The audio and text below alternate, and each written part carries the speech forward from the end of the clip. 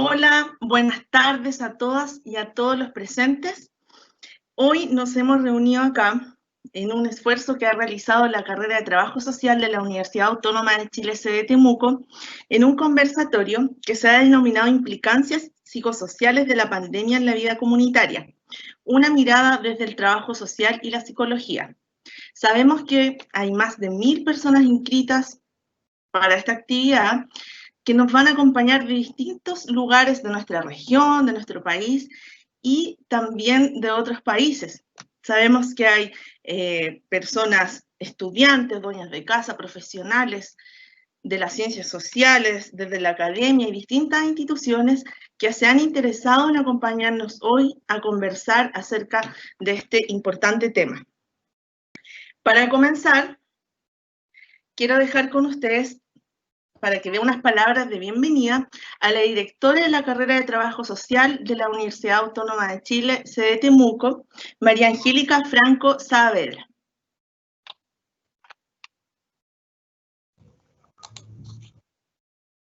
Hola, muy buenas tardes a todos y a todas. Quiero darles una muy cordial bienvenida en nombre de la Universidad Autónoma de Chile a este conversatorio donde el tema principal serán las implicancias psicosociales de la pandemia. Como universidad, hemos estado muy preocupados de aportar hacia la comunidad con nuevos conocimientos en torno a los cambios que hemos ido enfrentando tanto de manera individual como colectiva. Nuestra responsabilidad social nos invita a aportar desde las diferentes disciplinas que conforman la Facultad de Ciencias Sociales y Humanidades, Psicología, Trabajo Social y Relaciones Públicas, invitados a mejorar y acompañar los procesos con nuevas herramientas y nuevas miradas para vivir de mejor manera en este contexto de emergencia sanitaria, en el que durante estos ya aproximadamente 6 meses ha causado un sinnúmero de dificultades psicológicas y sociales a toda la población, y cuyos efectos amenazan la equidad, los derechos humanos, el desarrollo de niños y niñas, la tranquilidad de nuestros adultos mayores y sobre todo el desarrollo del país.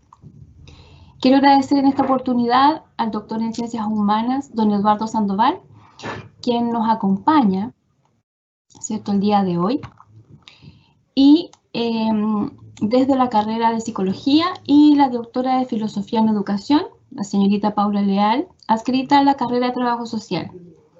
Agradecer a ambos por su motivación y compromiso de participar en esta ocasión, aportando desde su conocimiento y vasta experiencia desde sus áreas disciplinarias. Es desde estas áreas entonces que profundizaremos el día de hoy los efectos de la pandemia. Agradezco además la presencia de cada uno de ustedes en esta ocasión, sus ganas por estar constantemente actualizándose y esperamos dar respuesta a todas sus dudas que surjan a partir de esta conversación. Antes de terminar, quiero comentarles a las personas que nos acompañaron en el seminario anterior que durante estos días les haremos llegar sus certificaciones y les pido las disculpas correspondientes por la demora, pues hemos tenido algunos ajustes internos que nos han retrasado el poder cumplir con este compromiso. No ha sido de mala fe, obviamente, sino que por temas ajenos a nuestra gestión no hemos podido dar cumplimiento con todos. Bueno, para terminar entonces, quiero y espero que esta sea una muy buena jornada para todos y todas y que nos veamos muy pronto en un nuevo espacio de aprendizaje.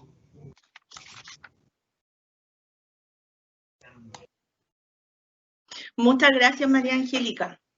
Como bien decías, la pandemia generada por la propagación del virus COVID-19 en todo el mundo ha generado efectos adversos y además ha permitido que se constituyan múltiples escenarios sociales que se han visto afectados, todas las dimensiones del desarrollo humano, salud física, mental, educación, vivienda, trabajo. Entonces, estos escenarios constituyen desafíos para las ciencias sociales, de los cuales hoy vamos a dialogar. Y en primer lugar, les quiero presentar a la doctora Paula Leal Tejeda.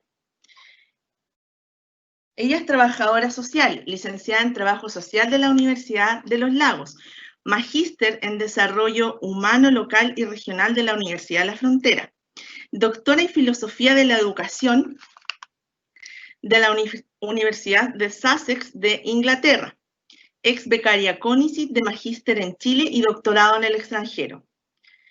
Ella tiene más de 15 años de experiencia en el trabajo social, en la implementación de políticas sociales sectoriales e investigación en ciudadanía, educación, territorio y desarrollo.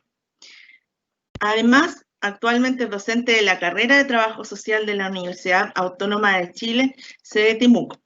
Ella nos trae el primer tema de exposición en este conversatorio, denominado Los nuevos sentidos y reconfiguraciones de la comunidad en tiempos de pandemia y los desafíos para las ciencias sociales. Paula, bienvenida. Muchas gracias por acompañarnos en esta tarde. Muchas gracias. Muy buenas tardes a todas y todos. Gracias por estar nuevamente aquí.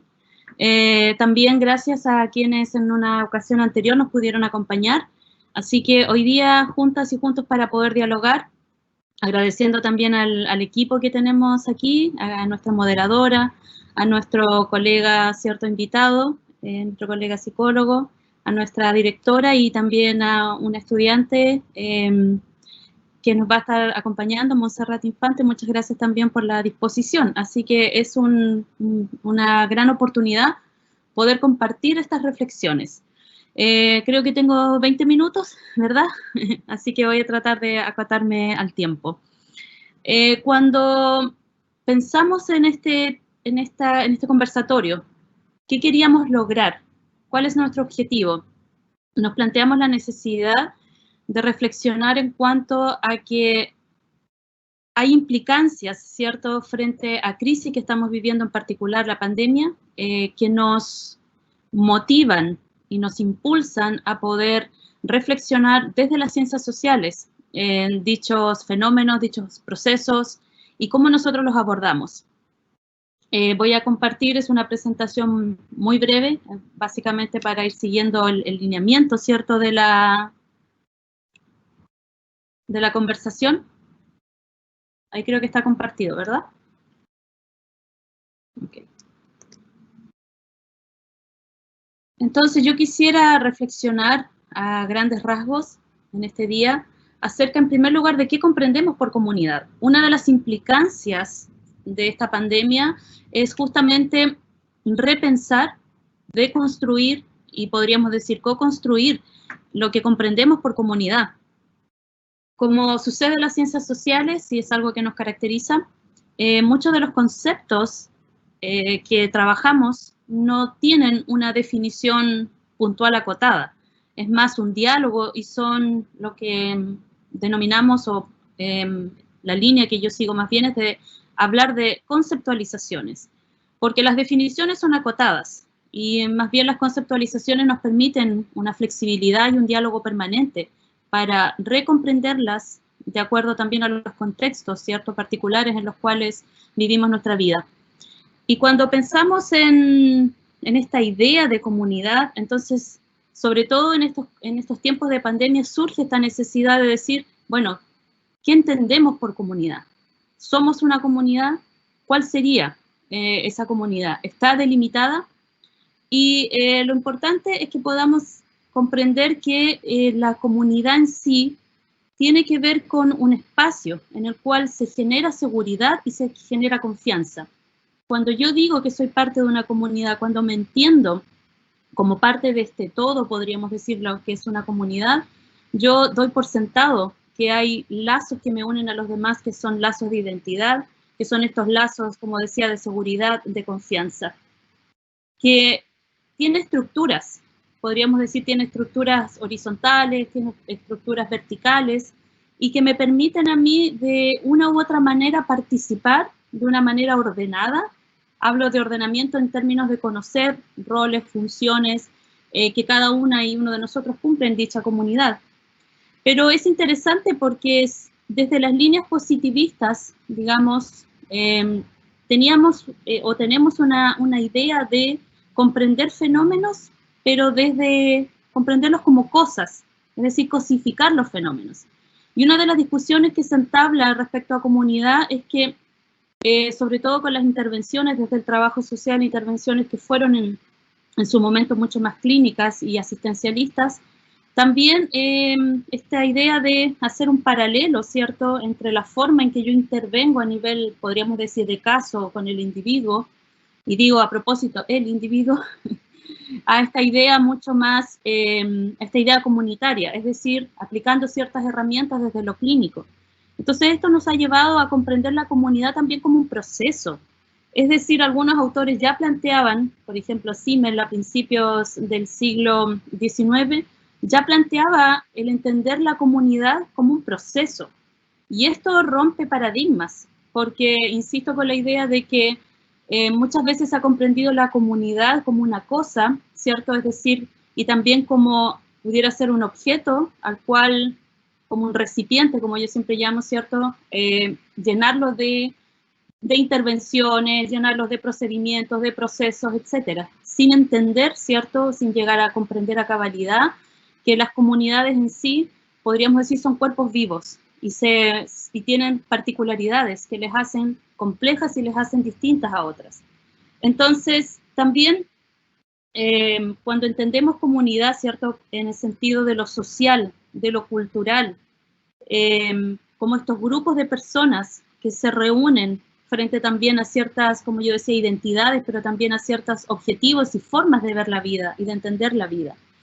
Y desde los intereses que también tengo dentro de la investigación y que mis estudiantes yo creo que lo conocen muy bien, que constantemente les estoy motivando en este aspecto, y hablo más que nada desde el trabajo social, esta necesidad de entender la comunidad ligada al territorio, entendiendo que hay comunidades que se constituyen como tal, por ejemplo, los judíos, podríamos decir, las comunidades de kurdas o las comunidades gitanas, que si bien tienen toda esta temática de que no tienen un territorio específico en el cual viven, pero sin embargo se constituyen como comunidades a lo largo del mundo porque tienen, cierto, identidades comunes y lazos muy fuertes.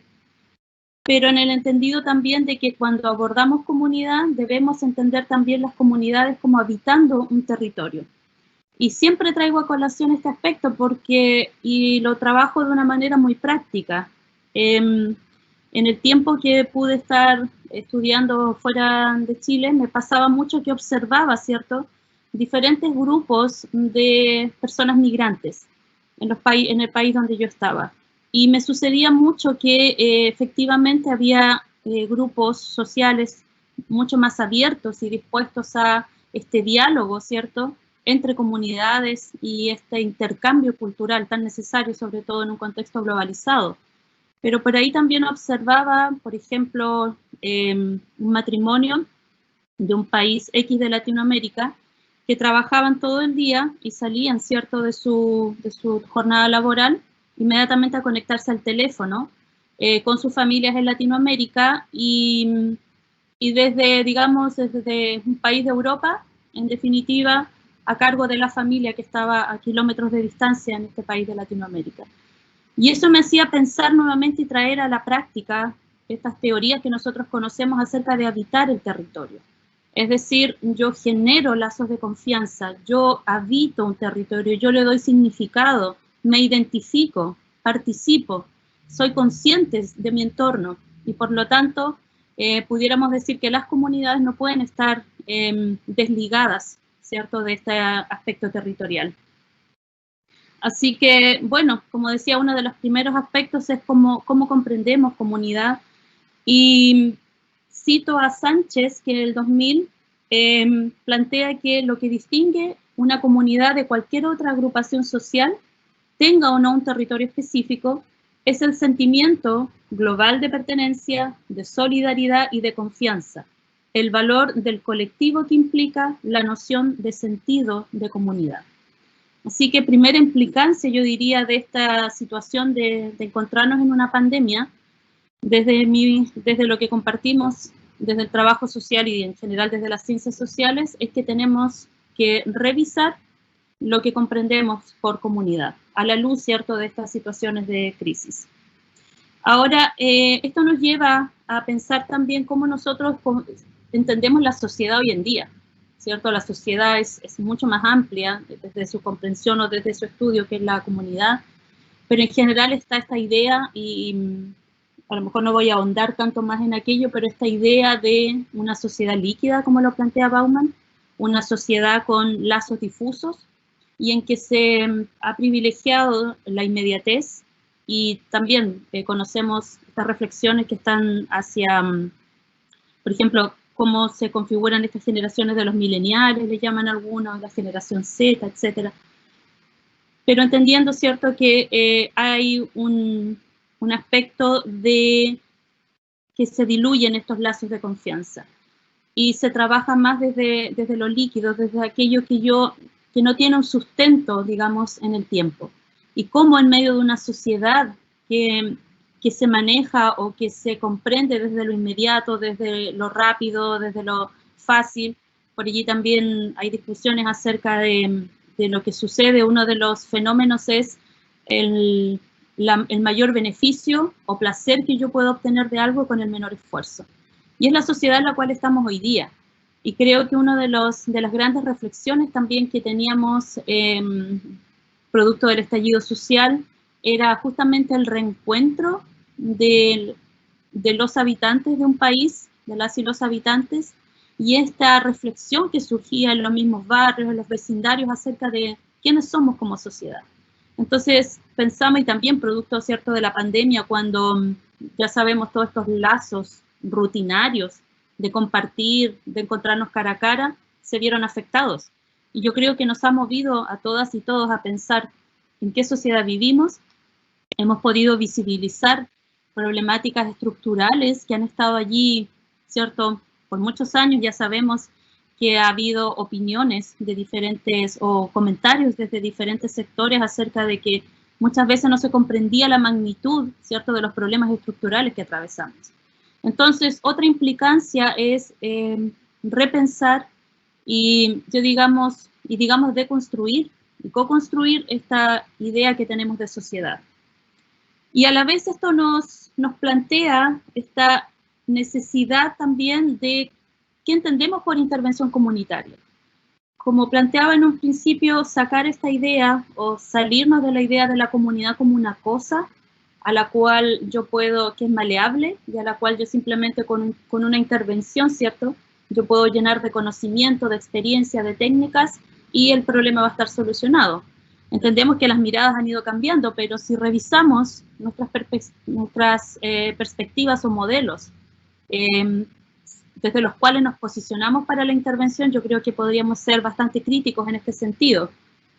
Recordemos que la realidad, ¿cierto?, tiene diferentes dimensiones, y ya, bueno, conocemos en el individual, lo familiar, todo lo grupal, lo comunitario, y esto sí o sí nos exige entender la intervención comunitaria en su dimensión colectiva, sobrepasando, ¿cierto?, como ya lo decíamos, esta mirada más bien hacia el individuo. Por eso aquí cito también a Cristina de Robertis, que la conocemos muy bien, sobre todo en temáticas de intervención desde el trabajo social, y ella plantea la intervención colectiva y considera, ¿cierto?, al grupo y a la comunidad, dice como, en definitiva, un nivel intermedio y básico a través de lo cual se configura, o sobre la cual se configura nuestra intervención. Entonces dice que es dentro del marco de estas comunidades en que cada persona, cada individuo, cada familia puede ejercer, digamos, estos distintos roles ciudadanos de participación, de vida pública, e influenciar en las decisiones. En las tomas de decisiones, dice, crear estos encuentros y defender derechos y opiniones. Esto es lo que nos plantea Cristina de Robertis. Ahora, esto mismo nos lleva a pensar cómo la intervención comunitaria se ve desafiada, se ve interpelada, y tiene sus implicancias en cuanto a una intervención comunitaria que ahora yo creo, como trabajadores sociales, mi colega, ¿cierto?, que va a hablar, también es un experto en temáticas, sobre todo de la emergencia, y qué sucede en estas situaciones, y yo creo que el trabajo social estamos interpelados a poder revisar nuestras intervenciones, qué sucede en contextos de crisis. Lo que siempre hablamos, compartimos con las y los estudiantes, es realmente estar capacitados para poder intervenir y ser proactivos. Es decir, yo creo que ahora la pandemia nos ha hecho pensar qué otras crisis vendrán más adelante. Cómo pudiéramos tomar todas las herramientas, todo el aprendizaje y estar listas y listos, ¿cierto? Para cuando tengamos otras situaciones de crisis. Por lo tanto, nos hace pensar una vez más, llevo a esta idea de que en medio de estas crisis económicas, ya vemos, ¿cierto? El sistema en general está colapsando. Por lo tanto, vamos a estar listos para poder intervenir en estas situaciones. Hay una insuficiencia en las respuestas que se dan desde lo público. Por lo tanto, requerimos, como digo, regresar al sentido de comunidad, potenciar este sentido de comunidad y de esa forma que nuestras intervenciones pudieran ser, la verdad que mucho mejor intencionadas y tener los resultados esperados. Ahora, tenemos que pensar que en contextos de pandemia efectivamente las comunidades se han reconfigurado. Muchas veces, o sea, todas y todos pertenecemos a alguna comunidad de uno u otro modo, pero han tomado fuerza las comunidades virtuales, han tomado fuerza las comunidades, ¿cierto?, en las cuales podemos ver vecinas, vecinos, en lo cual, insisto, con el tema del territorio, se ha visto de que se necesita una articulación territorial en tiempos de crisis.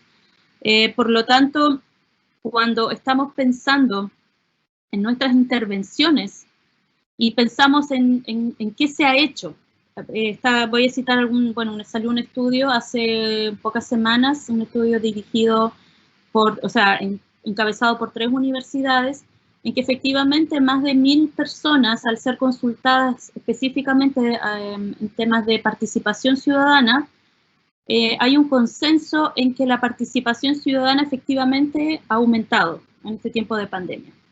Que efectivamente hay acciones concretas que se han desarrollado. Ya sabemos, ¿cierto?, todo el aspecto de, por ejemplo, recolección, compra y distribución de alimentos, desarrollo de actividades de comunicación, de educación comunitaria, actividades recreativas, de autocuidado, de apoyo a la salud mental, sanitización de espacios públicos, ollas comunes, confección y distribución de mascarillas, etc. Y esto me traía a la reflexión de que efectivamente se están haciendo cosas. Espero me entiendan bien la expresión en este contexto. Y esto me trae a colación si efectivamente estas acciones son más bien acciones colectivas, más que participación ciudadana, y más que el hecho de saberme parte de una comunidad y por lo tanto de una manera natural participar en ella y querer tomar decisiones. Entonces, estas acciones, insisto, que se han realizado son más bien acción colectiva, que se dan en el marco de una necesidad con el fin de influir sobre lo público y tener un resultado específico. Y en general las acciones colectivas, después de que ha pasado el fenómeno, la crisis, tienden, ¿cierto?, entre comillas, a desaparecer porque toman la responsabilidad, digamos, las políticas públicas y por lo tanto estas acciones colectivas se transforman, podríamos decirlo así, o quedan insertas en los contextos de política pública. Entonces esto nos lleva a repensar nuestra intervención, nuestra comprensión de comunidad, porque la idea es que no sea solo acción colectiva, sino que sea más bien una participación comunitaria real, que nosotros podamos potenciarla a través de nuestra intervención comunitaria. Y las implicancias y sugerencias en general, ¿qué podría compartir? En primer lugar, como resumiendo, repensar nuestras conceptualizaciones de comunidad y sobre todo qué significa ser comunidad en tiempos de crisis y específicamente de una pandemia.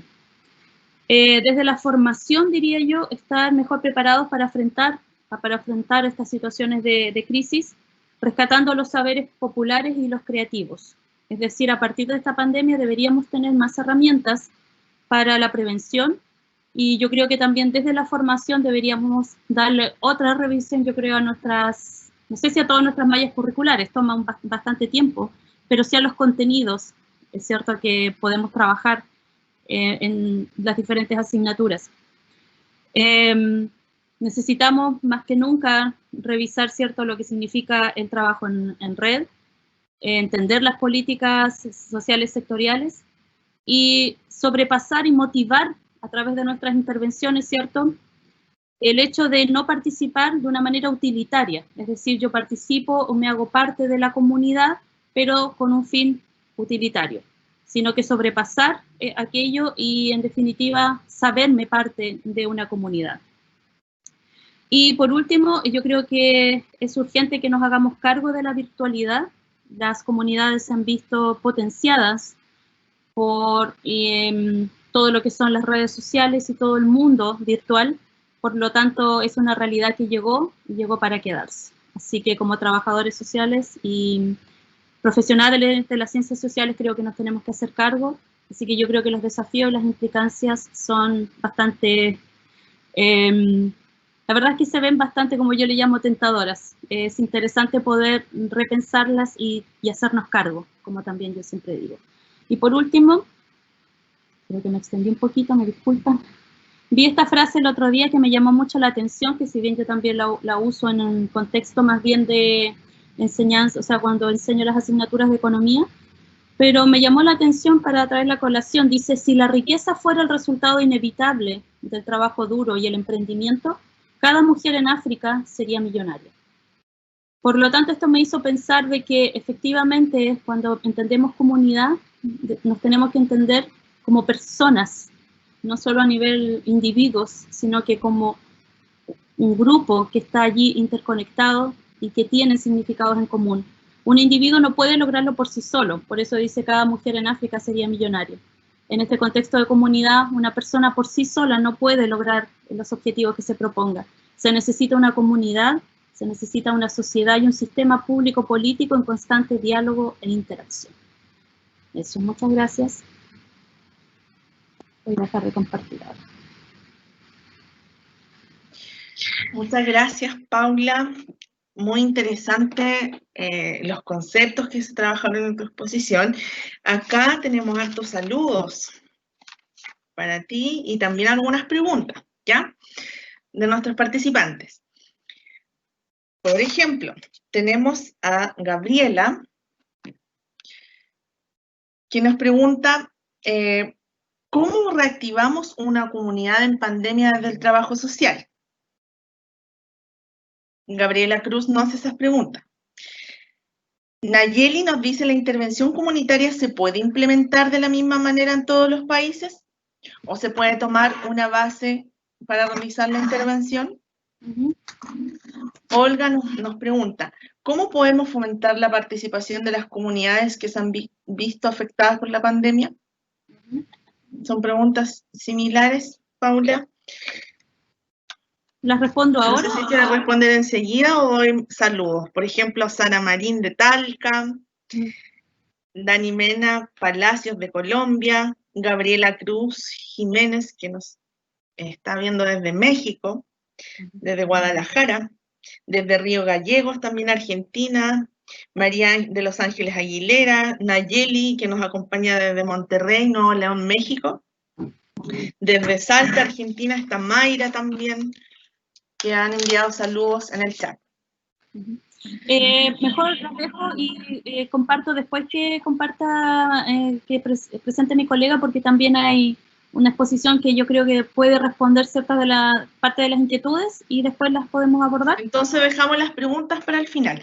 Les recuerdo a las y los participantes que pueden dejar sus preguntas, saludos en el chat, ¿ya? Y después vamos en el chat del evento y luego vamos a ir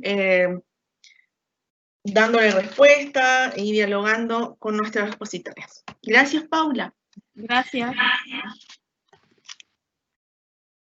Entonces, para la segunda exposición, que se ha denominado Ejes de Acción de la Psicología en Contexto de Pandemia, con foco en apoyo social y resiliencia comunitaria, nos acompaña Eduardo Sandoval Obando. Él es doctor en Ciencias Humanas. Voy a darle una breve reseña, ya que tiene una amplia experiencia. Él es académico de la Escuela de Psicología e investigador del Instituto de Estudios Sociales y Humanísticos. psicólogo postítulo con educación en sexualidad y afectividad de la Universidad de Chile, diplomado en docencia universitaria, diplomado en modelo de salud familiar, diplomado en liderazgo social. Tiene una especialización además en neurociencia cognitiva forense, formación y entrenamiento en psicología de la emergencia y desastres, magíster en educación y, como les señalaba anteriormente, doctor en ciencias humanas. Es responsable del Fondesit de Iniciación, la profesionalidad docente rural, implicaciones socioeducativas desde la perspectiva narrativa generativa. Paralelamente desarrolla investigación postdoctoral sobre desarrollo evolutivo e historias de vida en el Departamento de Psicología Evolutiva y de la Educación de la Universidad de Valencia de España. Actualmente se desempeña como investigador en la Universidad Autónoma de Chile. Sus publicaciones y áreas de interés incluyen el aprendizaje, la generatividad, el envejecimiento y las historias de vida. Entonces, dejo con ustedes a Eduardo. Bienvenido, Eduardo. Hola, buenas tardes. Muchas gracias por la presentación y voy a proceder a compartir pantalla inmediatamente.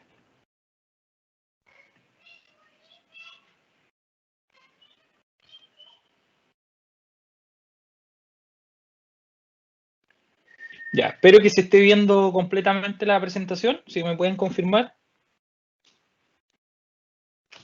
Sí, Eduardo. Ya, perfecto, muchas gracias. Bueno, gracias por la presentación, gracias también, agradezco la presentación e interesantes reflexiones que entregó la doctora Leal en torno a los conceptos y cómo se tensiona más bien el concepto de comunidad en este momento que estamos viviendo provocado por la pandemia. Sin más preámbulo y en honor al tiempo, voy a compartir esta presentación que he denominado Hacia una nueva normalidad post-pandemia, reflexiones desde la psicología de la emergencia y desastre. Bien, sin más preámbulos, ¿cierto? Y como ya bien contextualizó Paula, ¿cierto? Para nadie es un secreto que probablemente la pandemia provocada por el SARS-CoV-2, ¿cierto? En Chile y el mundo probablemente va a ser el hito que va a marcar la historia de este siglo. Desde esa perspectiva tan potente, ¿cierto? Y desde este evento que probablemente nos ha afectado a todos y a todas, sin distinción alguna, ¿cierto? Es común observar que para la mayoría de las personas hemos estado vivenciando durante los últimos meses un conjunto de reacciones, algunas normales y otras obviamente esperables en función de este evento tan complejo. Por un lado, el miedo al contagio, la incertidumbre de no saber por cuánto tiempo más se podría prolongar esta pandemia, ¿cierto? Las consecuencias que dejan nosotros mismos como seres sociales los efectos del distanciamiento físico, la dificultad que algunas personas han tenido para adaptar su rutina a el trabajo a distancia o la educación a distancia. Además, toda esta nueva dimensión de trabajo y de estudio ha provocado que muchas personas además nos veamos sobrecargados por una gran cantidad de roles, funciones y tareas, ¿cierto? Además, y lamentablemente también, esta pandemia también nos ha hecho observar nuevamente y con mucha dureza las enormes desigualdades que caracterizan a nuestro país, ¿cierto? Y por lo tanto eso hace que ciertos grupos de personas y colectivos enfrenten de manera dura y directa los efectos más dañinos provocados por esta pandemia. A su vez, otro fenómeno que nos da para una larga discusión también, el aumento de los niveles de violencia en contra de la mujer. Y además, por si esto fuera poco, no solamente nos hemos visto afectados nuestra salud física y mental, sino que también la economía y el impacto de la recesión económica en Chile probablemente también se ha transformado en un evento que nos va a seguir afectando al interior de nuestros hogares, transformándose en su conjunto en diferentes elementos que operan como estresores psicosociales para nuestra salud mental. Además, es importante señalar que la pandemia en sí misma se transforma en un evento potencialmente traumático para las personas y que nos va a afectar de manera diversa y variada en función de las características del individuo, de las características del entorno en la cual se encuentra inserto y además de las redes de apoyo con las que cuenta. Por lo tanto, y tratando de no patologizar todas las conductas, que muchas de ellas son esperables frente a este evento tan complejo, es normal que muchos de nosotros hayamos experimentado miedo, ansiedad, nerviosismo, insomnio, pero también es importante señalar que algunas de estas reacciones pasan a ser patológicas, sobre todo en aquellos grupos de riesgo y además en aquellas personas que tienen antecedentes de comorbilidad previo en términos de salud mental. También, a propósito del concepto de comunidad que estamos tensionando en este espacio, mientras más prolongado sea el confinamiento, el distanciamiento físico y la falta o la dificultad para volver a nuestra rutina, que probablemente nunca va a ser la misma, ¿cierto? También es mayor el riesgo de que este evento sea potencialmente traumático para la población y grupos de riesgo. Y además, no podemos dejar de mencionar que esta pandemia también nos afecta en el ámbito personal, familiar, comunitario e institucional. De acuerdo a las estimaciones de la salud mental, ya se sabe que un 4% de la población en el mundo podría experimentar trastornos mentales severos y entre un 15 y un 20% podría llegar a desarrollar trastornos de salud mental leves a moderados. También hay muchas investigaciones que han sido publicadas desde diciembre a la fecha, gracias a las experiencias que han desarrollado los chinos, también las experiencias sistematizadas en otros países como Italia, España, Estados Unidos, Irán, Reino Unido, etc. Ya hay bastante consenso en cuáles son las principales patologías que podría estar generando en el campo de la salud mental esta pandemia. Y son bastante comunes en general. Se ha observado que pareciera ser que la reducción de la actividad social y el confinamiento, ¿cierto? Además del aislamiento, los procesos de duelo sin despedida, la incertidumbre y el miedo al contagio, tendría mucha relación con un aumento de la sintomatología ansiosa y depresiva en población infanto-juvenil. De la misma manera, en este trabajo publicado en una revista de psiquiatría infanto-juvenil, también se ha observado, ¿ya?, que el confinamiento también ha repercutido en nuestros estilos de vida saludables y por lo tanto ha incrementado los niveles de sedentarismo. Además, ese sedentarismo está relacionado con un aumento, por un lado, de los dispositivos tecnológicos como estos, cuando pasamos más de 9 horas conectados frente a un computador, ¿cierto? Por otra parte, la exposición repetida a este tipo de dispositivos también altera nuestros patrones de sueño y el sedentarismo también se relaciona con la incorporación de dietas menos saludables o con una carga calórica más alta, lo que también estaría a la base a lo mejor una potencial ansiedad que genera el comer, ¿cierto? Los que en su conjunto, ¿cierto?, por supuesto, se transforman en elementos que inciden negativamente en nuestra salud mental y que además el sedentarismo, los patrones de sueño irregular y una mala alimentación se transforman en factores potenciadores de un estrés más bien negativo. De la misma manera, en este artículo publicado en la revista The Lancet Psychiatry, ¿cierto?, se ha visto que también nuestros patrones de sueño están alterados. Es decir, ya se están observando que la pandemia no solamente nos ha afectado en el plano económico, no solamente nos ha afectado en el plano físico por un contagio, no solamente nos ha afectado en el plano emocional por la pérdida de vidas humanas, ¿cierto? No solamente nos ha afectado en el plano social por la dificultad para mantener nuestras relaciones interpersonales activas y lo que nos cuesta estar separados de nuestros seres queridos, sino que también desde el punto de vista fisiológico y neurobiológico, nuestros ritmos circadianos también se han visto alterados.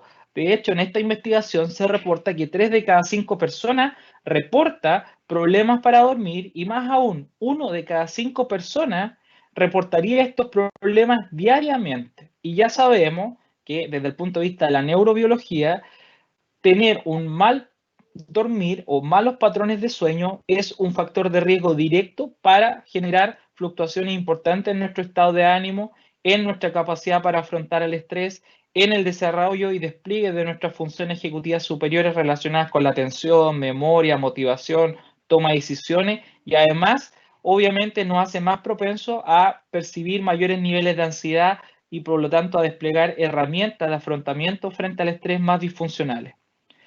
Además, si esto fuera poco, también tenemos que mencionar que Chile en general tiene características que nos hacen vulnerables frente a emergencias y desastres socionaturales. Ya lo observamos en el reporte mundial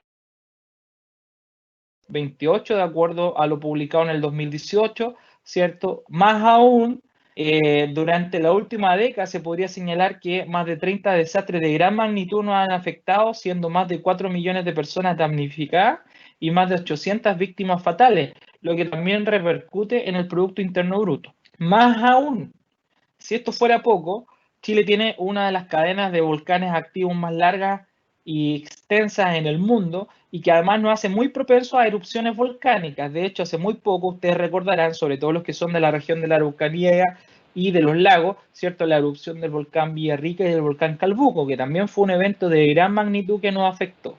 Y además, lo que hemos observado el año pasado y en otros momentos, la presencia de trombas marinas y tornados que afectan a comunidades enteras. Más aún, si esto fuera poco, desde el punto de vista del cambio climático, y de acuerdo al reporte del año 2019, en el ranking mundial de riesgo climático, Chile ocupa el lugar 16 en el mundo de mayor vulnerabilidad frente a este fenómeno. De hecho, Chile, de acuerdo a las Naciones Unidas, cumple con 7 de las 9 características de vulnerabilidad frente al cambio climático, lo que nos hace altamente propensos a seguir enfrentando no solamente la pandemia, sino que también potenciales emergencias de desastres socionaturales con todas las consecuencias que eso provoca en el plano individual, comunitario e institucional. Ahora, sin ser catastrófico, también esta ponencia es una invitación a compartir algunos de los ejes estratégicos y de acción que tiene la psicología de la emergencia y desastre. En primer lugar, y a propósito de la experiencia que hemos observado en nuestro país, urge de manera importante avanzar en una política pública que comprenda un mejor manejo y gestión del riesgo, es decir, una comunicación del riesgo efectiva, para evitar lo que hemos visto en varios episodios a lo largo de estos meses de confinamiento, cuando se implementa una medida sanitaria sin una psicoeducación de por medio, cuando se implementan restricciones al desplazamiento de las personas sin una clarificación oficial desde el nivel central, cuando se implementan un aumento en las libertades individuales para las personas sin una planificación urbana, sin una planificación del transporte, sin una planificación del manejo de, por ejemplo, la atravesabilidad de las personas y sobre todo teniendo en consideración los grupos de riesgo, por ejemplo, las personas mayores. Otro ámbito de acción muy potente que se ha desarrollado durante los últimos meses y en general durante todos los tipos de emergencia y desastre es la primera ayuda psicológica y la psicología de la salud como herramientas eficaces para tratar de contener, brindar seguridad, calma, confianza y conectar a las personas afectadas por estos eventos con sus redes de apoyo disponibles.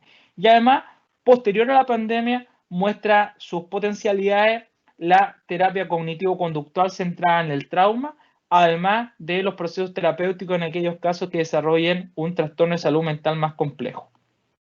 De la misma manera, y en función de la interesante presentación compartida por Paula, la psicología de la emergencia y desastre, en conexión también y en estrecha conexión con la psicología social comunitaria, nos muestra que, en primer lugar, la articulación territorial es un desafío permanente.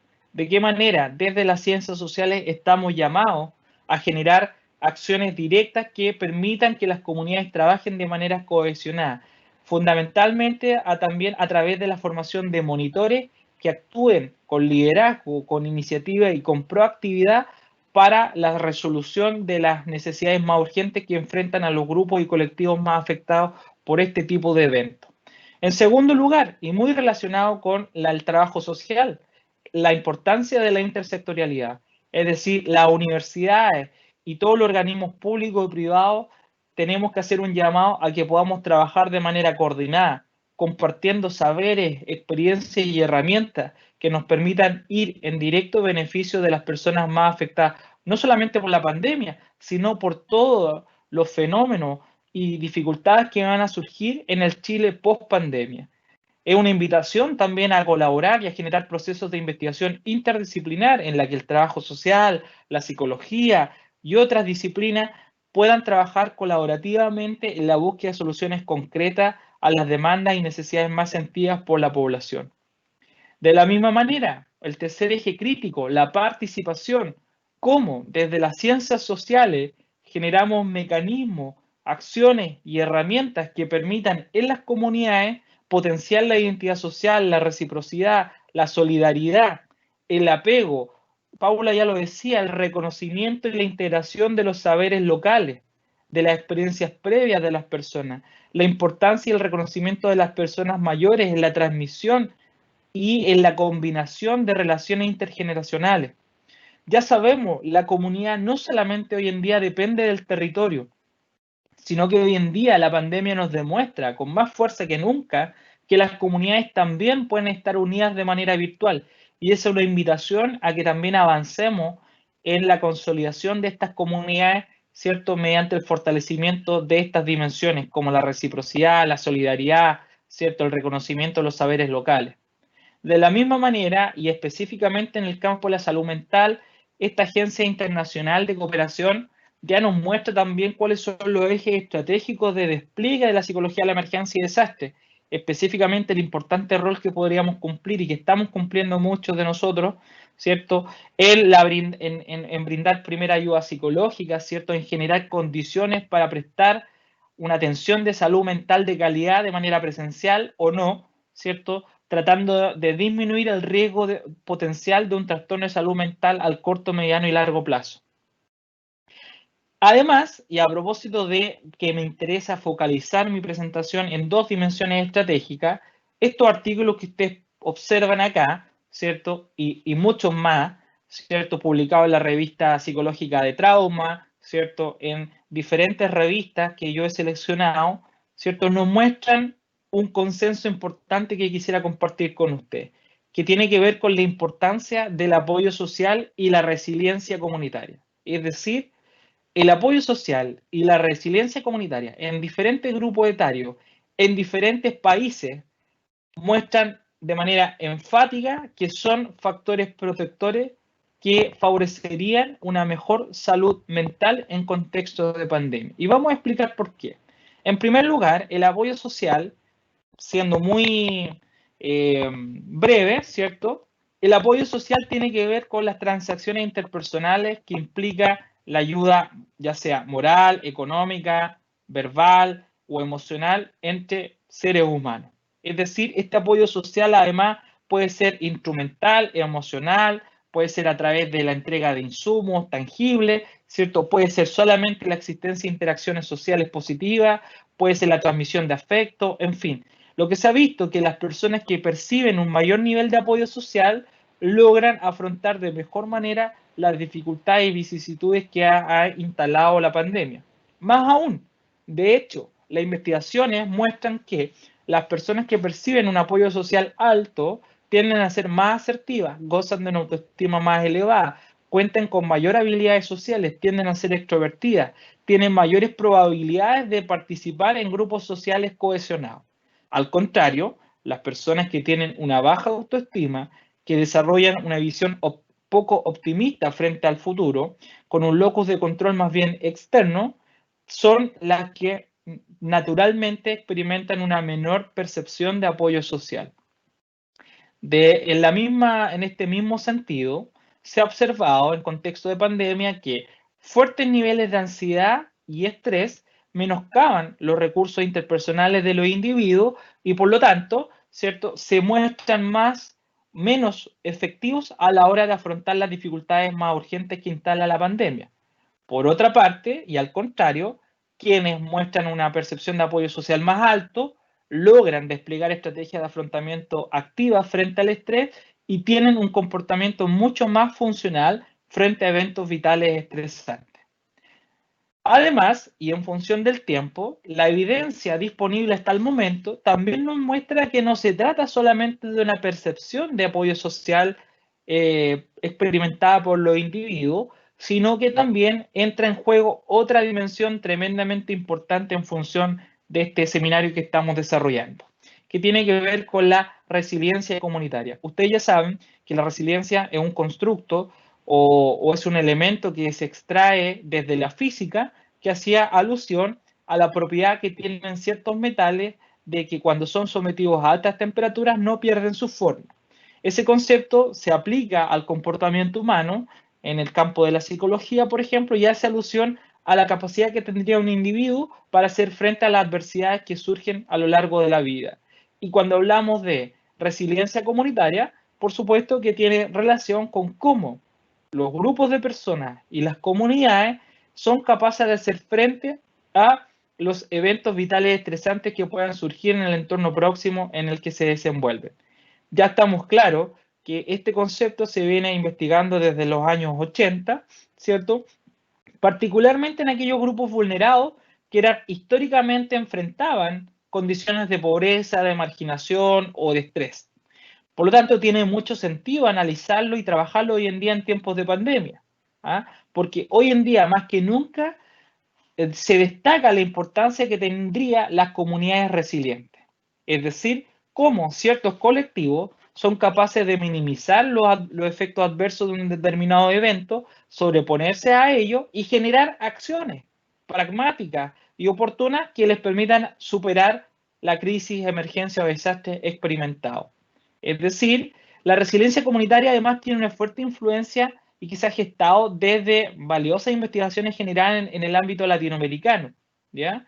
Y a propósito de eso, cito el trabajo de Uriarte en el que se define la resiliencia comunitaria como la capacidad de un sistema social y de sus instituciones para hacer frente a las adversidades.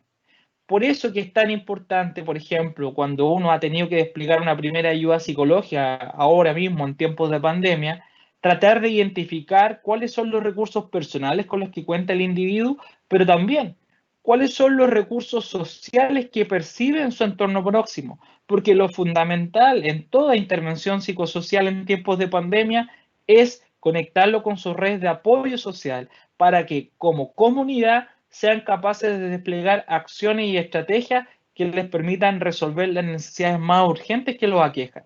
De eso se trata y esa es la invitación que de alguna manera, y probablemente es el desafío que hoy en día tenemos, todos los que nos dedicamos a la investigación en el campo de las ciencias sociales, para ver, por un lado, cómo generamos conocimiento actualizado en torno a esta dimensión y por otra parte, cómo desde la academia aportamos con soluciones concretas para que las personas y sus comunidades afronten de mejor manera no solamente la pandemia, sino que los eventos potencialmente traumáticos que puedan surgir en el futuro.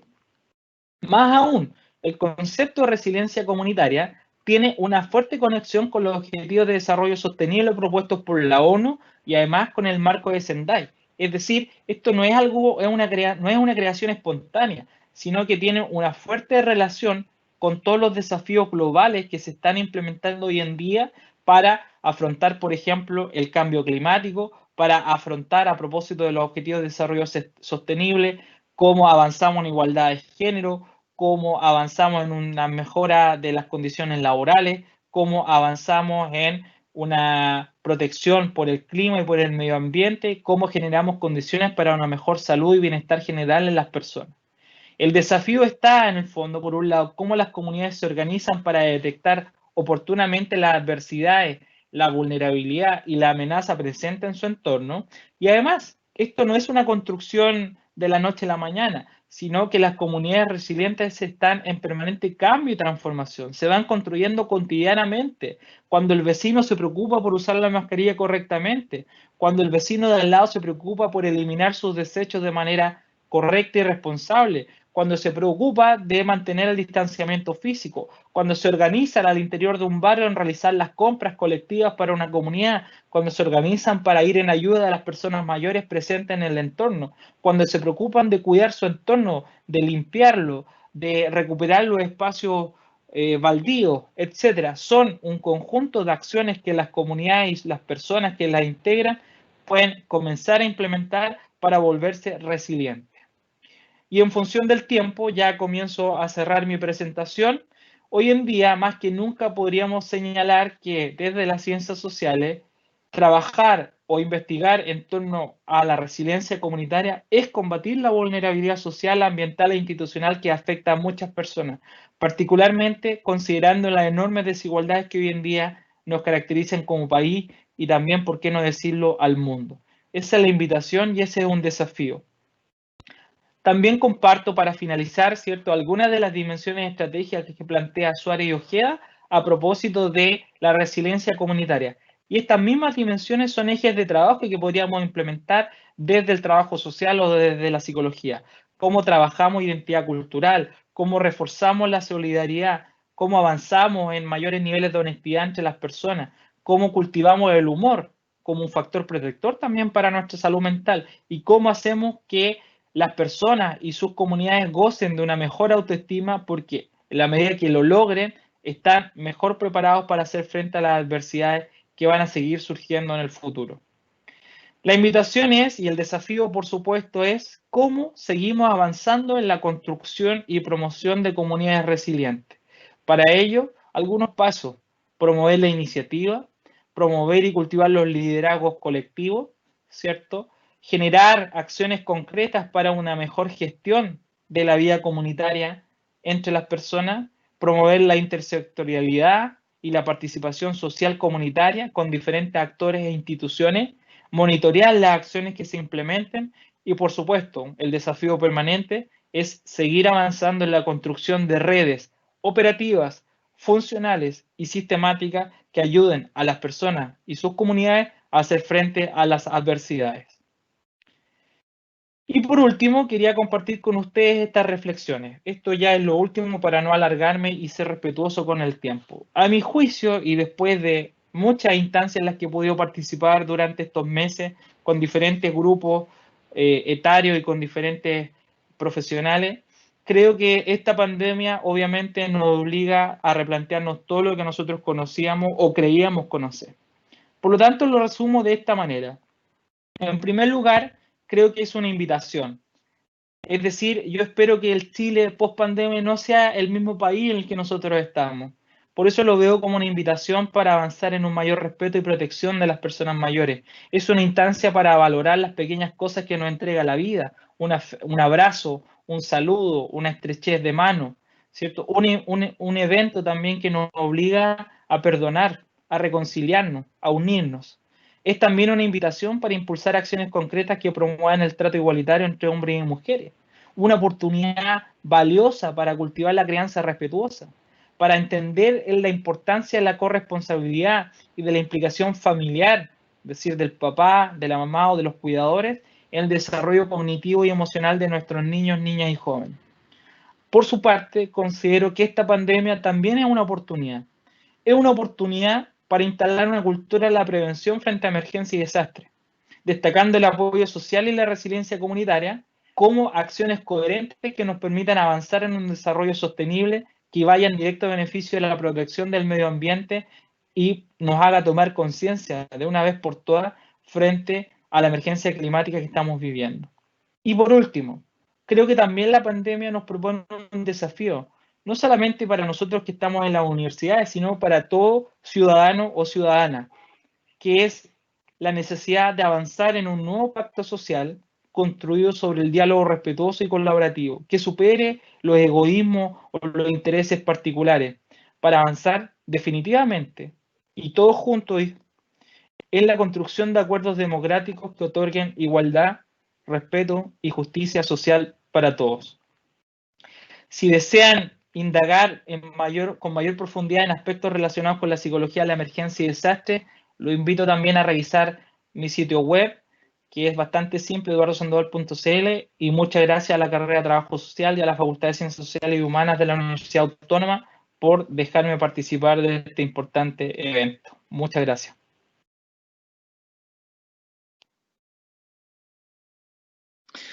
Muchas gracias a ti, Eduardo. Qué interesantes las reflexiones desde todas las dimensiones del desarrollo humano y cómo se ha ido, cómo nos plantea desafíos a diario esta pandemia. Y también cómo la perspectiva, la reflexión final que haces, que desde una mirada positiva, que claro, nos plantea la interrogante, ¿para dónde vamos con esto? ¿Cómo vamos a continuar? ¿Vamos a ser los mismos que éramos antes? Yo creo que no. He visto muchos esfuerzos desde estos diálogos, por ejemplo, porque nos han planteado bastante el concepto de distanciarnos socialmente, pero no necesariamente debe ser así. Desde muchas orgánicas se están desarrollando diálogos, acercamiento al territorio también, porque obviamente la gente que se ha visto más afectada,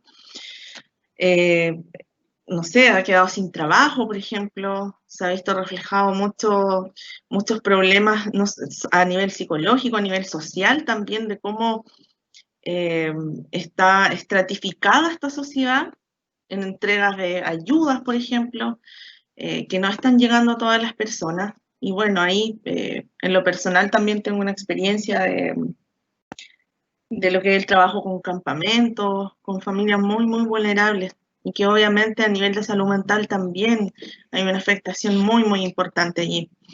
Hay varias reflexiones en el chat, desde Costa Rica, por ejemplo, nos escribe María Fernanda Villalobos, nos dice: saludos desde Costa Rica, soy trabajadora social de la Universidad de Costa Rica. Acá en nuestra formación utilizamos el concepto de espacio local en lugar de comunidad, basándonos un poco en lo comentado por la expositora de que las comunidades a veces se asocian a los lugares geográficos formales, y creemos que el concepto espacio local permite ampliar el foco a espacios más extensos o amplios que traspasan lo geográfico. ¿Conocen el concepto de espacio local? Les pregunta. ¿Lo utilizan? ¿Qué opinión tienen? Ok. Sí. A ver, voy a compartir primero, no sé, Eduardo, después doy alguna opinión, después tú, ¿bien así? Sí, me hace eco, sobre todo porque hay una línea muy interesante también de investigación que he podido desarrollar desde, digamos, pregrado, que tiene que ver tiene que ver con el desarrollo local. Y el desarrollo local entendido, ¿cierto? Obviamente desde qué significa, en definitiva, conceptualizar lo local. Bueno, en ese sentido, por eso yo planteaba que en esta tirada de reconceptualización de lo que es comunidad, decíamos de que la idea es descosificarla y entenderla en varias dimensiones, y una de las dimensiones es el espacio, justamente. Es decir, se puede entender como un proceso y se puede entender como características que comparten ciertas personas, pero se asocia también al espacio. No diría que son sinónimos. Entonces, yo plantearía más bien que, como también compartí, que comunidad tiene que ver no solo con el territorio. Por eso daba el ejemplo concreto de ciertos grupos humanos, como decía, los judíos, los kurdos, ¿cierto? Los gitanos. Sino que mi planteamiento iba desde el punto de vista de que son comunidades que tienen una identidad común, ¿ya? Y comparten varios aspectos, varias dimensiones en común. Pero lo relevante, y por eso daba un ejemplo que acerca de estos grupos de migrantes que observaba, trabajando y después más bien encerrados, ¿cierto? Yendo solo al supermercado, pero conectados en línea todo el tiempo con territorios, ¿cierto? Porque allí están sus familias, con territorios en Latinoamérica. Y el desafío, creo yo, desde el trabajo social o desde las ciencias sociales, más bien cómo nosotros motivamos y guiamos a las personas a habitar un territorio, ¿ya? Entonces, y en ese aspecto cobra sentido el espacio local.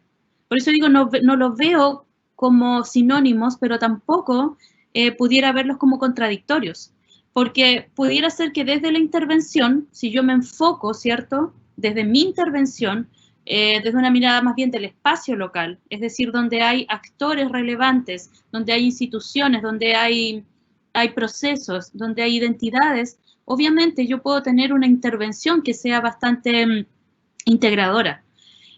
Pero eso no implica que la comunidad deje de existir. Las comunidades van a estar allí, con independencia si las reconceptualizamos o las entendemos con uno u otro énfasis. Pero cerrando la idea, yo creo que desde la intervención sociocomunitaria, yo creo que lo que debiéramos potenciar es que las personas habiten su territorio, es decir, que creen significados. Si yo fuera judía, ¿cierto?, me identifico con la comunidad judía a nivel internacional, pero eso no es un obstáculo, al contrario, debería ser un factor facilitador de que yo pueda habitar mi territorio y dialogar con otras comunidades que existen en ese territorio. No sé si por ahí respondo la pregunta.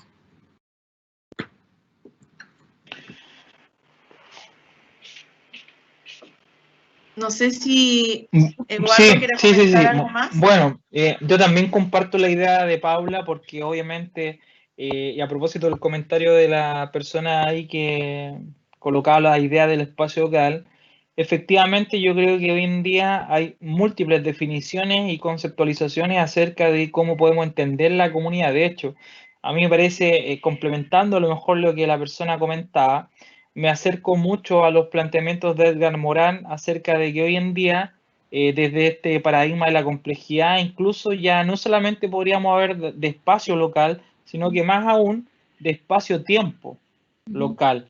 Es decir, porque hoy en día, como ya lo decíamos, yo lo dije en mi presentación, hoy en día el territorio no es el único ítem que define a una comunidad. Por lo tanto, hoy en día existen múltiples comunidades virtuales de las cuales cada uno de nosotros participamos, sin dejar de pertenecer a las de origen que cada uno tendrá. Por lo tanto, hoy en día las personas han alcanzado tal nivel de complejidad en sus relaciones interpersonales que hoy en día participan de espacios y tiempos diversos, en los cuales pueden compartir intereses, valores, experiencias o saberes. Pero ya hay consenso, yo creo, en el campo de las ciencias sociales en que el territorio ya no es solamente lo que une a las personas. Y es el desafío también, yo creo, cómo generamos intervenciones que atiendan a esta complejidad y que sean coherentes con la velocidad y con el ritmo que hoy en día se están moviendo las personas para entender los grupos humanos. Esa es mi opinión al respecto. Muchas gracias a ambos. Hay saludos desde La Pampa, Argentina, desde Colombia, de Cali. Desde la OPE de Ñuñoa también nos saluda Juana Pérez Rojas. Desde Teno, Iván Aliaga. Hay varios saludos y agradecimientos también a las exposiciones que han realizado ambos. Desde Tierra del Fuego también saludos a Victoria. Nos pregunta acá Dani Mena, ¿cómo podemos visibilizar nuestras carreras y coayudar a mejorar la calidad de la salud mental de nuestra sociedad? ¿Pudiera, no sé, partir Eduardo? Podría partir Eduardo. Bueno, no sé, no recuerdo cuál es el nombre de la persona que hizo la pregunta, pero Dani me Mena. imagino, Dani Mena. Bueno, es una pregunta súper potente. En primer lugar, porque yo creo que probablemente, y espero que así sea, esta pandemia realmente genere condiciones para que nos replanteemos todo lo que conocemos, tal como yo lo dije en la presentación. Y desde ese replanteamiento de todo, también es un desafío para las universidades el poder por primera vez generar acciones sistemáticas que permitan integrar saberes, herramientas y estrategias de intervención que vayan en directo beneficio de la protección de la salud mental de las personas. Si lo vemos en la experiencia en nuestro país, lamentablemente Chile tiene indicadores de salud mental bastante negativos. Tenemos una de las tasas de suicidio más altas en población infanto-juvenil en el mundo. Tenemos un tercio de las licencias psiquiátricas hoy en día en Chile se deben a problemas relacionados con la salud mental. Además, los problemas de salud mental son la causa de pérdida de vida humana más alta en población entre 25 y 44 años, ¿ya? En fin, y podría, de hecho, desde la OMS se plantea que al menos un 60% de la población en el mundo va a haber vivenciado un trastorno depresivo al menos en su vida de aquí al 2020, es decir, este año.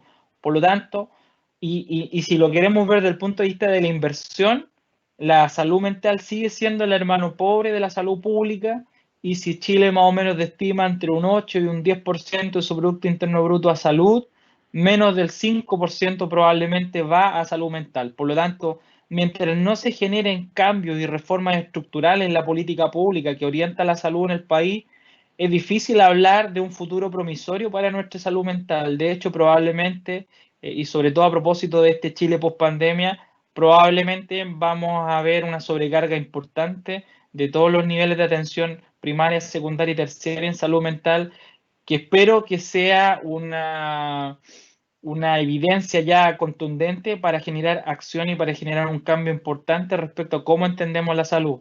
Insisto, yo creo, más allá del discurso, entender que la salud es el resultado del componente biológico, psicosocial y psicosocial. Por lo tanto, no podemos seguir dando la importancia solo a lo físico, ¿ah?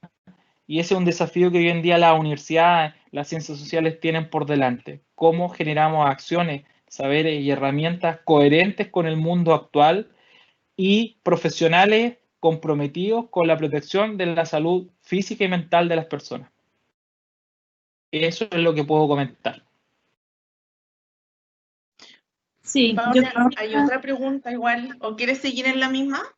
Sí, complementando, bueno, desde la visión del trabajo social, pero aquí mi colega es el experto en salud mental, pero básicamente como un tip, se puede decir, para nuestra formación.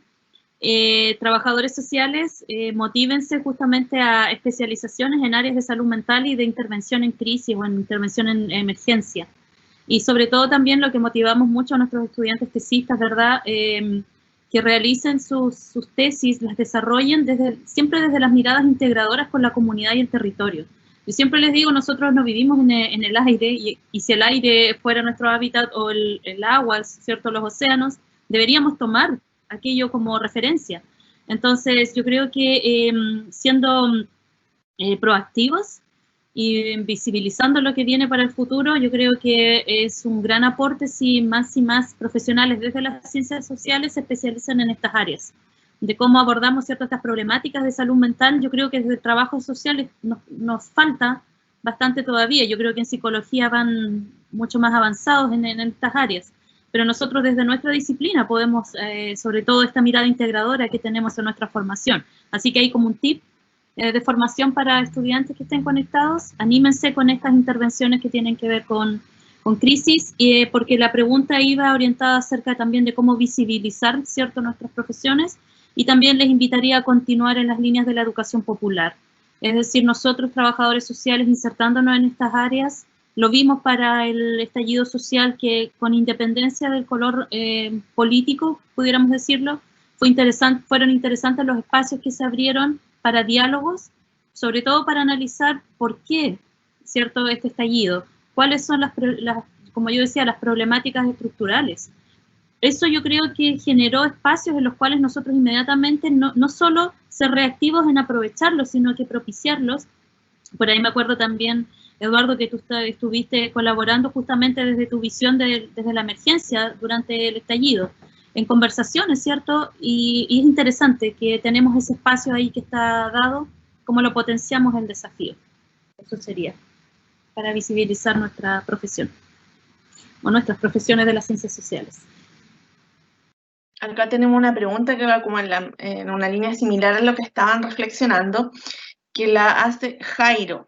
¿Cómo hacer conciencia colectiva de la realidad social en la crisis actual, desde la psicología y el trabajo social, ante la indiferencia de algunos sectores y su negación de lo que está pasando? Saludos desde México. Tomando lo que compartía Eduardo acerca de entendernos como comunidades virtuales, en primer lugar, yo creo que ha sido una de las herramientas y los espacios que hemos tenido para justamente, porque no es solo denunciar, ¿ya? No es solo denunciar, sino que es visibilizar, y cómo yo en la medida que visibilizo también propongo, porque no es solo, como digo, visibilizar las problemáticas, sino que ser partícipes en cuanto a las propuestas. Y efectivamente, por eso yo planteaba en la presentación, o trataba de motivar a la reflexión, la acción colectiva es necesaria, pero está la discusión, ¿cierto?, que qué pasa cuando logramos los objetivos por los cuales desarrollamos esa acción colectiva. Entonces yo creo que deberíamos siempre estar, por un lado, recordemos, la investigación, es decir, la reflexión acerca de estos fenómenos, y luego, obviamente, eso llevarlo a la intervención como un proceso constante. Intervención, cierta investigación. Pero yo creo que deberíamos, por eso decía, potenciar el hecho de que el ser parte de una comunidad me lleva a mí, me motiva y me interpela a yo ser partícipe efectivamente de esas propuestas o mejoras en la comunidad. Entonces, considero que deberíamos pasar, entender que la acción colectiva va a estar siempre allí, pero cómo promovemos más bien la participación ciudadana, y aquí es donde viene, que también lo mencionaba Eduardo, respecto a democratizar, ¿cierto?, los espacios, pero obviamente se necesita con urgencia, y que ya tiene que ver con un cambio estructural de nuestros sistemas, y voy a hablar en general de Latinoamérica, el hecho de la concentración del poder, como en la medida que el poder se distribuye mejor, también me da más espacios, ¿cierto?, dentro de la comunidad y desde la comunidad para tomar decisiones y decisiones que me sean relevantes.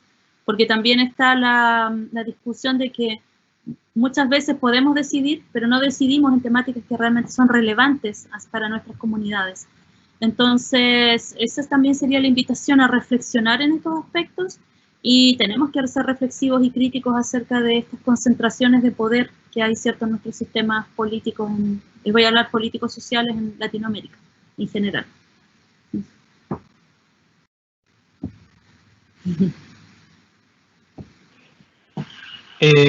No sé si puedo también complementar lo que comenta sí, Eduardo, por favor. Paula. Bueno, es interesante lo que plantea Jairo, porque yo soy más pragmático, y desde esa perspectiva creo que el seguir confiando en que alguien de más arriba genere cambio es también una opción, pero creo que hoy en día desde las ciencias sociales estamos llamados a nosotros ser los actores o los gestores del cambio social. Y desde esa perspectiva me parece que cada uno desde su disciplina, desde el trabajo social, desde la psicología, desde las relaciones públicas, en fin, desde la sociología, yo creo que cada uno de nosotros tiene un compromiso ético y político con la profesión, y desde esa perspectiva obviamente está llamado a empezar a incentivar o a generar los procesos de microcambio, desde el lugar en el que uno está, con cosas pequeñas, desde, como yo lo mencionaba, desde cómo usted maneja la basura, desde cómo usted se relaciona con sus colegas, desde cómo usted se relaciona con sus estudiantes, desde qué es lo que hace usted cuando ve a una persona mayor que lo está pasando mal, desde cómo usted reacciona cuando es testigo de un episodio de violencia en contra de la mujer, por ejemplo. Si usted no se conmueve con cada uno de sus eventos, probablemente yo creo que está errado en la profesión que escogió. Y por lo tanto, creo yo que desde las ciencias sociales tenemos esa responsabilidad, aportar con soluciones, aportar con nuestra conducta, con nuestro compromiso ético y político por avanzar en la construcción de una sociedad más respetuosa, más digna, que avance realmente una transformación social para todos. Y yo creo que, aunque suene medio quijotesco, yo creo que ese es el desafío que cada uno de nosotros tiene. Y yo creo que probablemente también quienes se apasionan por la investigación también estamos llamados a no solamente caer en publicar por publicar, sino que hacer ruido con acciones concretas que permitan construir una sociedad distinta, más allá de la mera publicación o más allá de la indexación del lugar donde usted está escribiendo, sino que la invitación es contribuya con su ejemplo, con pequeñas cosas, con microcambios, hacer de este mundo un espacio mejor de cómo nosotros lo encontramos, sobre todo pensando en los niños y niñas y jóvenes, que son los que van a heredar este mundo. Así que yo creo que esa es la invitación, ese es un desafío y esa es una oportunidad.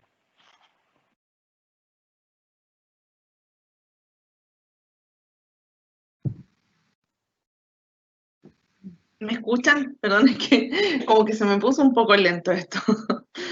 A ver, interesantes reflexiones, ya vamos a ir cerrando, pero tenemos la última pregunta, ya que rescatamos acá el chat de Iván Aliaga. Iván nos pregunta, ¿las comunidades escolares y los niños, niñas y adolescentes como tal sufrirán algún tipo de retroceso en el contacto y el aprendizaje social debido al prolongado tiempo de confinamiento? Ya, o sea, él quiere saber, porque es una pregunta un poco extensa, pero si los niños, niñas y adolescentes van a sufrir algún retroceso en el contacto y aprendizaje social cuando regresen a la normalidad. Esa es la pregunta que plantean. Para mi colega. Ya. Bueno, muy buena pregunta, Iván. Efectivamente, lo que se ha observado en la experiencia de países como China, Estados Unidos, Italia, Reino Unido, lo que sí tenemos seguridad es que efectivamente la clase presencial o la clase no presencial no reemplaza a la presencial. Es decir, el espacio que se genera de relación, de convivencia en la presencialidad es vital para la socialización, para la interacción entre pares, para el desarrollo físico, cognitivo, motriz e interpersonal de los niños, niñas y jóvenes. Por lo tanto, y pensando potencialmente, es que sí, efectivamente podría verse mermada en ciertos niveles, ¿cierto? La capacidad de interacción o el desarrollo de ciertas habilidades en los niños, niñas y jóvenes. Lo que no sabemos es cuál es la... Tampoco sabemos, además, que en función de cuánto tiempo más se prolongue la pandemia, qué repercusiones eso va a tener en el plano de la salud física y mental y por lo tanto también en el aprendizaje. ¿Cuál es el desafío?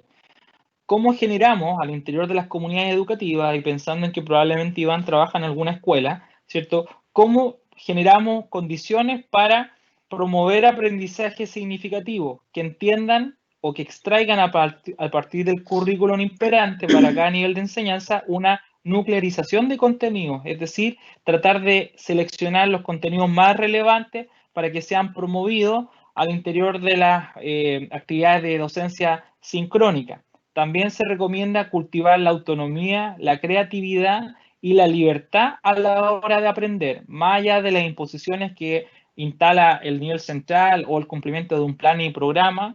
El desafío por parte de los educadores hoy en día es pedagógico. Hoy en día no basta con que un profe o profesora tenga tecnología, tenga un computador o tenga conectividad, sino desarrolla con pasión y con sutileza el gusto por enseñar, el deseo de contribuir al desarrollo de otros. Y desde esa perspectiva, es muy interesante también algunas investigaciones que se están desarrollando en el campo de cómo ciertas profesiones, como por ejemplo la profesión de educador o de educadora, contribuye al desarrollo de la generatividad. Y la generatividad en sí misma es un constructo que tiene que ver con cómo las personas contribuyen al desarrollo de otros, sobre todo de las generaciones más jóvenes, transmitiendo sus saberes y experiencias de manera desinteresada. Es decir, hay un interés genuino por contribuir a otros, más allá de una obligación. Entonces, yo creo que ese es el desafío y efectivamente, Iván, vamos a estar expectantes acerca de cómo evoluciona la pandemia y cuáles son las implicancias que, insisto, porque las van a ver al corto, mediano y largo plazo en nuestra salud mental. De eso hay mucha seguridad. Así que el desafío es cómo vamos a generar investigaciones que permitan monitorear esos cambios y cómo en este regreso a la presencialidad recuperamos el tiempo o por primera vez también hacemos una desescolarización de la escuela. Es decir, como lo plantea Iván Illich, una oportunidad para realmente hacer de la escuela un espacio nutritivo, enriquecedor y que cultive realmente aprendizajes prácticos para la vida y no solamente contenidos que en muchas ocasiones no tienen mucho que ver con las experiencias previas de los estudiantes y que poco y nada se ocupan en la vida adulta. Así que eso es mi comentario, Iván. Sí, yo quisiera más que nada desde cómo uno visualiza o prevé efectivamente al regresar a la presencialidad.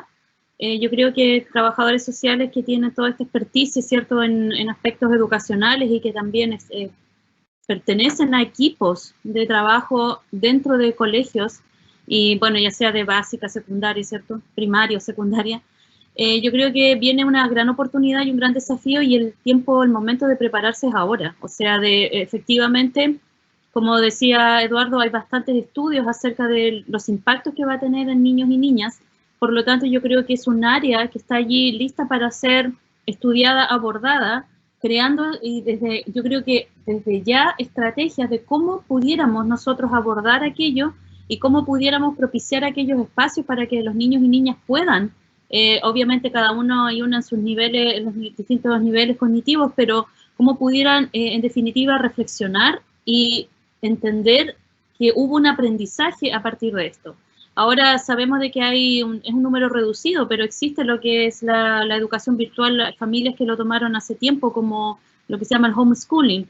Entonces por allí yo creo que también hay principios que se pueden extraer o que se han estado extrayendo, pero obviamente esos niños y niñas en homeschooling han tenido la posibilidad de tener toda una vinculación social comunitaria. Pero yo creo que sería bueno justamente revisar nuestros conceptos de lo escolarizante y ver a partir de aquello qué es lo que se debiera reformular. Así que yo creo que la invitación es un desafío. Así que, bueno, ese sería mi comentario último. Agradezco mucho, aprovecho de agradecer la oportunidad la participación y personas conectadas de tantas partes de Latinoamérica. Aquí veía Perú, Bolivia, Colombia, México, así que muchas gracias por la oportunidad. Me aproveché de despedir. Gracias, Paula. Eduardo, ¿alguna palabra de despedida? Ya estamos cerrando. Sí, perfecto. ¿Alguna Sí, también recomendación? para mí es un agrado también participar de este valioso espacio generado desde la Facultad de Ciencias Sociales de la Universidad Autónoma y particularmente desde la carrera de Trabajo Social, porque creo que también es un espacio en el que hemos ido de a poco, por supuesto, construyendo relaciones y espacios de convivencia y espacios nutritivos en los cuales las disciplinas tienen que dialogar entre sí. Yo creo que eso ha sido bastante enriquecedor en la universidad. Y por otra parte también agradezco a todos los participantes de este seminario para escucharnos, pero también para seguir construyendo saberes, experiencias, compartiendo valores y reflexiones en torno a cómo podemos afrontar esta pandemia y cómo podemos salir fortalecidos de este evento, insisto, para no volver a lo mismo, sino que también, o idealmente, para volver a cada uno de nuestros países con una nueva visión y con el desafío de transformar y de combatir todas las desigualdades imperantes y que a veces nos separan. Así que muchas gracias al espacio y seguimos en contacto.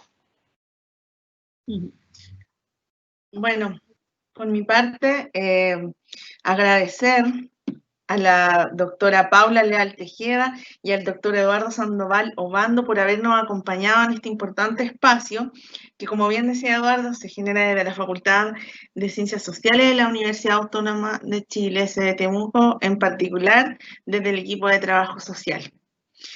Quiero también dar un agradecimiento especial a Montserrat Infante, estudiante de nuestra carrera, que hoy nos acompañó también aquí en la organización del evento.